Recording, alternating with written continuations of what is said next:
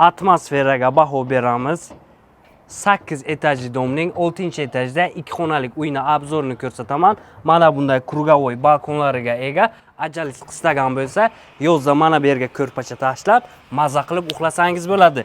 Manzilni tushuntiradigan bo'lsam, hamma biladigan Kapital bankning yon tarafida joylashgan krugovoy balkonga oshxona tarafdan chiqiladi. Uyni proyektini tushuntirishni boshlayman. Uyning oshxonasi pastlari laminat qilingan. Mana bunday chiroyli qilib mebellar, turetskiy radiatorlar qo'yilgan. Eshiklari ham yaxshisidan sifatiga baho bering. Bu esa mehmonlar uchun zal xonasi. Mana bu lyustra bilan oboyi kombinatsiya qilingan ekan.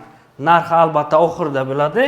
Yo'qsa like va podpisatsiya bosish esdan chiqmasin. Pastdan tepasigacha kafel qilingan. 85 metr kvadratdan iborat plus minusni hisobga olganda uyning hojatxona qismi. Bu esa uyning birinchi xonasi. Ko'rishingiz mumkin. Ushbu kvartiraga $43,400 so'rashmoqda. Yana barakasi uchun ozgina kelishadigan joyi bor. Bu asosiy kirib chiqish eshigi. Kimga qiziq bo'lsa, pastdan telefon nomer qoldiramiz, aloqaga chiqib kelaverasiz.